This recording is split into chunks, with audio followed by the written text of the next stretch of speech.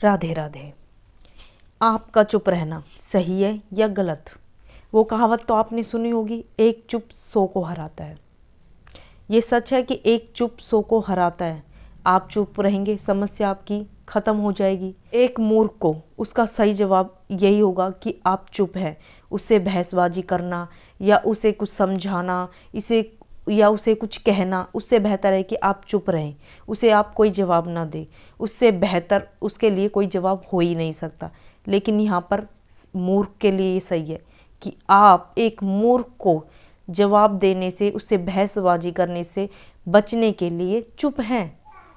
इस स्थिति में ये ठीक है। लेकिन अगर आपके सामने गलत हो रहा है, किसी के साथ छल हो रहा है, किसी के साथ कपट हो रहा है, किसी के साथ जुल्म हो रहा है और आप उस हालात में भी चुप हैं, तो ये बिल्कुल गलत है, सरासर गलत है। आप चुप रहकर समस्या से तो बच जाएंगे, लेकिन आने वाली पीढ़ी को इसी चुप्पी का नुकसान उठाना पड़ेगा। आपकी इस गलती की सज़ा भुगतनी पड़ेगी कि आपको जब बोलना चाहिए था आप उस वक्त चुप थे, तो आपकी पीढ़ी ताउम्र ये सज़ा भुगतेगी। इस बात के लिए आप गवाह के तौर पे आप इतिहास उठा के देख लीजिए। महाभारत का इतना बड़ा इतिहास है, उसे उठा के देख लीजिए।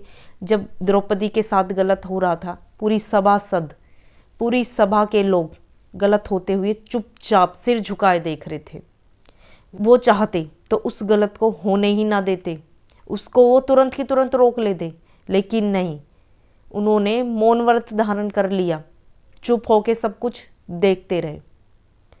तो ऐसा आने वाली पीढ़ी ना सहे। अगर गलत हो रहा है, आपके परिवार में हो रहा है, आपके समाज में हो रहा है, तो उस वक्त आप बोलें, उस वक्त अपने शब्द रखें, उस वक्त अपने विचार रखें, सही को सही कहें। जब आपके परिवार में किसी एक के साथ अत्याचार हो रहा है, आपको पता है कि आपके बोलने से सिचुएशन ठीक हो जाएगी, लेकिन आप बोल नहीं रहे, आपने छोड़ दिया कि बच्चे अपने आप जाने, अपने आप देख लेंगे क्या करना इन्हें। आपको पता है कि अगर एक बार मैं बोल दूँ, मैं कुछ कहूँ तो समस्या सोल्व हो जाएगी, मैं बिठाकर सबसे बात करूँ तो समस्या सुलझ जाएगी, लेकिन नहीं, आपने मौन व्रत धारण कर लिया है कि इसमें मैं नहीं बोलूँगा, मैं नहीं बोलूँगी, मुझे सिर्फ तमाशा देखना है।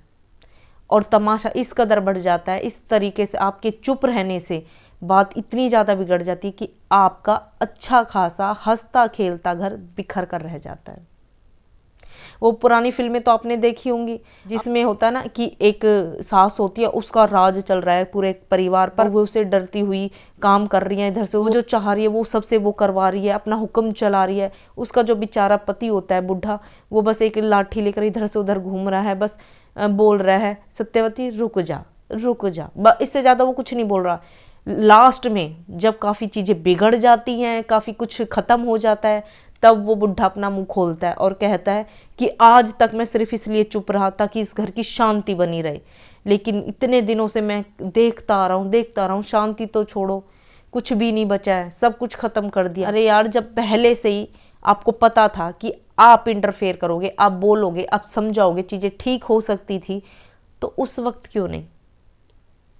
तो चुप हमेशा नहीं रहा जा सकता। जब चीज़ें गलत हो रही हों तो उस वक्त ज़रूरी हो जाता है कि आप बोलें, आप अपने घर वालों को समझाएं, आप अपने उन दोस्तों को समझाएं जो गलत कर रहे हैं, आप अपने उन जानकारों को समझाएं जो गलत कर रहे हैं। अगर आपके समझाने से कोई समझ सकता है तो समझाना ज़रूरी हो जाता है, आपका इंटरफेयर करना बहुत ज़्यादा ज़रूरी हो जाता है। हर वक्त चुप नहीं रहा जा सकता है। घर में अधिकतर होता है कि ना, जो एक मुखिया होता है ना, ये 100% बात सच है कि उसकी बात मानी जाएगी, लेकिन चुपचाप रहकर सब कुछ देख रहा है कि अपने आप संभाल लेंगे। उस पुरानी फिल्मों की तरह सारी की सारी बागडोर उन्होंने एक बंदे के हाथ में सौंप दी है कि ये जाने, जब तक मैं चुप रहूँगा घर में शांति बनी रहेगी। लेकिन उसकी आंखों के सामने सब कुछ गलत हो रहा है, लेकिन वो फिर भी चुप है, तो ये तो ठीक नहीं है ना। जब आपको पता है कि आपके बोलने से चीज़ें ठीक हो जाएंगी, तो बोलिए, बहुत ज़्यादा ज़रूरी है। राधे राधे।